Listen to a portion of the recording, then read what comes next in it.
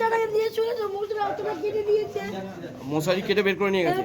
আপনি বুঝতে পারেন? বাচ্চাটাকে নিয়ে ঘুমিয়েছিল আমি 4টার সময়। কখন 4টার সময় ভোর 4টে। 4টে বাচ্চাটাকে দিয়ে গলা আমার গলা ওই আমার নাতির গলায় সঙ্গে ঘুমিয়েছিল আর দিয়ে চলে গেল আমার নাতি। হাসপাতালে এসেছিলেন?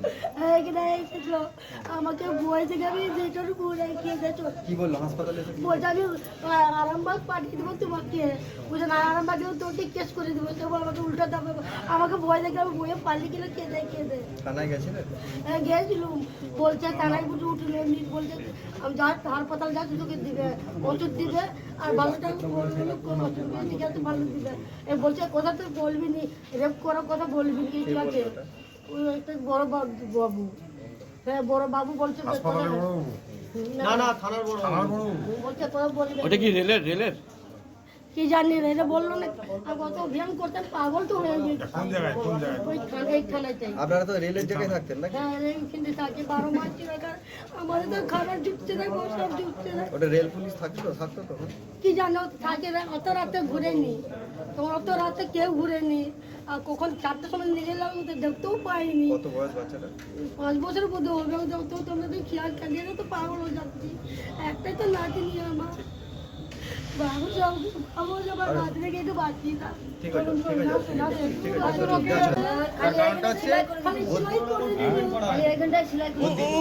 আরামবাগে ট্রান্সফার, আরামবাগে নিয়ে চলে যেতে হবে। কোনো রকম কোনো ট্রিটমেন্ট করেন না তো এখানে? ট্রিটমেন্ট করেনি তো? হ্যাঁ এখন আমাদের আমাকে আমি বলছি এগুলোকে একটু ভর্তি করো, বলছে না গেলে তোকে ভর্তি করবো আরামবাগে পাঠাবো, বলছে আরামবাগ না যাবি তোকে পুলিশের সঙ্গে তোকে কেস করে দেবো। আমাকে সে বলছে আবার আপনাকেই ভয় দেখাচ্ছে, এত বড় ক্ষমতা। কে ভয় দেখাচ্ছিল? আমাকে বলছে তখন বুঝতে পারা গেছিল ঘটনাটা কি হয়েছে? বুঝতে পারে আমি ভয় আমি চলে গেছি, কেঁদে আমি চলে গেছি। আবার বলছে এই চলো হাসপাতালগুলো দিতে পারি, দয়া আমার গরিব মানুষকে দয়া বাচ্চারা কোথায় পড়েছিল লাস্ট পর্যন্ত পেয়েছিল? সেই কিনতে আমি দুটো ড্রেনে। খুঁজে গোটা আমি খুঁজে আলাম। দাদা একটু আপনার নামটা? আমার নাম তন্ময় দে। আপনি চন্দননগর কি দায়িত্বে আছেন? আমি ভারতীয় জনতা পার্টি চন্দননগর মণ্ডল 1-এর প্রেসিডেন্ট।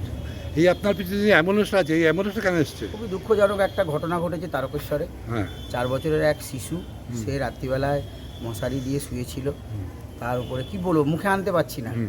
হ্যাঁ এমন ঘটনা হয়েছে, তাকে এখানে নিয়ে এসছে, এখন ব্লিডিং হচ্ছে, এখন অপারেশন থিয়েটারে নিয়ে গেছে।